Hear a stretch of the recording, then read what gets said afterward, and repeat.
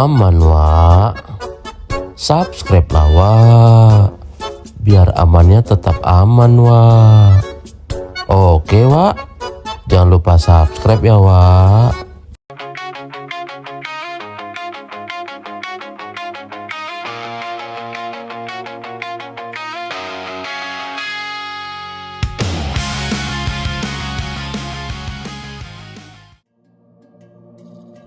Kalau kalian dengar nama Sungai Nam, apa yang langsung terbayang Wak?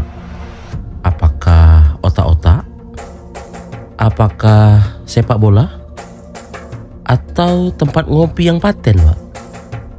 Nah, kali ini Wak, awak akan ajak kalian jalan-jalan ke salah satu kampung tapi punya cerita luar biasa. Sebuah kampung di Kecamatan Bintan Timur yang terkenal bukan karena kulinernya saja Wak, tapi juga tradisi olahraga yang bertahan puluhan tahun. Inilah Kampung Sungai Nam. Dulunya masyarakat di sini hidup berdampingan dengan laut. Sebagian besar mencari nafkah sebagai nelayan. Sebagian kehidupan sehari-hari memang tidak jauh dari hasil laut. Tidak heran kalau sampai sekarang aroma ikan bakar atau aroma otak-otak serta hasil tangkapan laut dan aktivitas para nelayan masih menjadi pemandangan yang akrab di kampung ini. Di kampung ini budaya Melayu serasa cukup kuat. Warganya ramah. Kalau kita lewat depan rumah mereka Wak, kadang mereka suruh mampir. Yang bahaya itu kalau mampirnya pas orang lagi masak gulai ikan Wak. Niat cuman mampir lewat, pulangnya bawa nasi 2 tambah pula tuh ya Wak. Berat Wak. Jadi kalau kita bicara Sungai Nam Wak, belum lengkap kalau tidak bicara soal otak-otak. Bahkan banyak orang yang menyebut Sungai Nam sebagai salah satu kampung kuliner khas otak-otak yang paling terkenal di Bintan Wak. Di sini setiap hari asap pembakaran otak-otak mengepul dari halaman rumah warga Wak. Bahan utama bukan hanya ikan tenggiri, ada juga otak-otak sotong, bahkan ada yang terkenal dengan otak-otak tulang. Rasanya gurih, harumnya menggoda. Sekali makan biasanya bilang cukup, tapi tangan diam-diam nambah lagi Wak. Yang bilang aku mau diet lah besok, tapi besoknya dia beli lagi Wak otak-otak Wak. Ya memang ya Wak, kuliner otak-otak Sungai Nam bahkan menjadi identitas daerah dan banyak dikembangkan oleh UMKM setempat yang berada di Sungai Nam. Bahkan wisatawan dari luar Bintan juga kerap datang khusus untuk membeli otak-otak sebagai oleh-oleh Wak. Keren kan Wak? Nah, selain otak-otak Wak, Sungai Nam juga punya lapangan bola Wak. Lapangan ini bukan sekedar tempat orang bermain bola Wak. Bagi masyarakat Bintan, lapangan ini punya nilai sejarah yang sangat besar. Karena setiap habis hari Idul Fitri Wak, tempat ini berubah menjadi lautan manusia.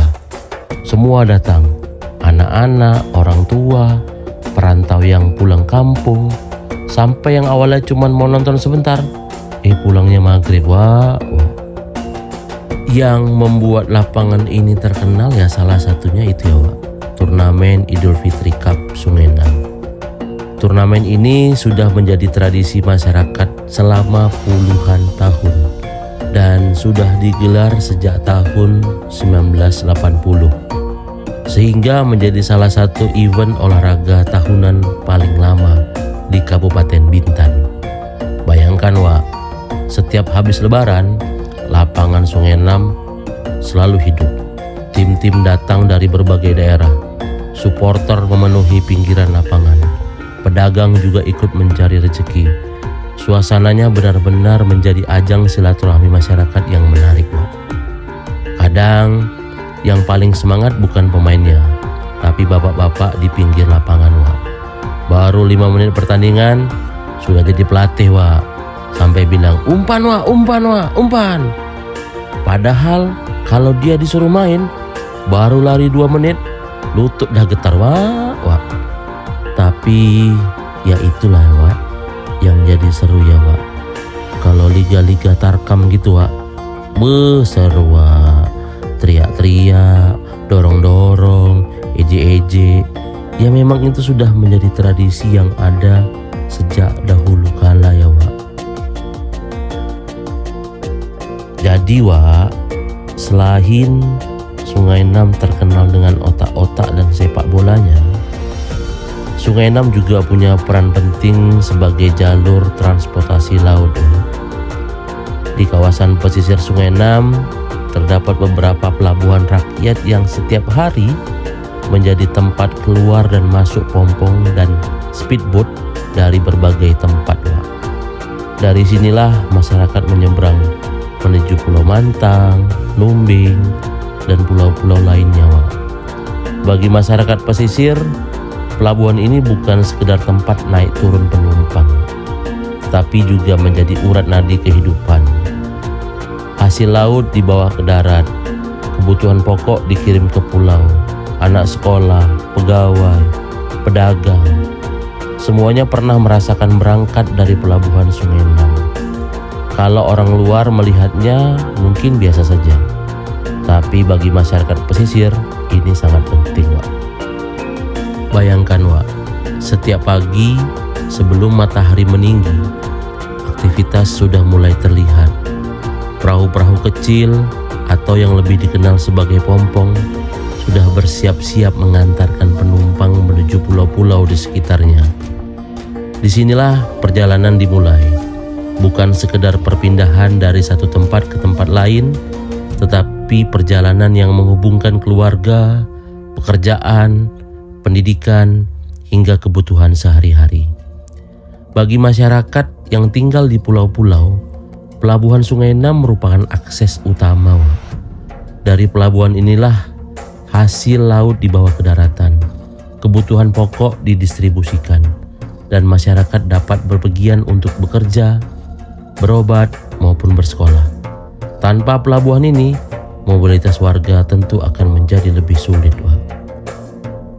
Jadi, Wak, pelabuhan ini bukan hanya tentang transportasi.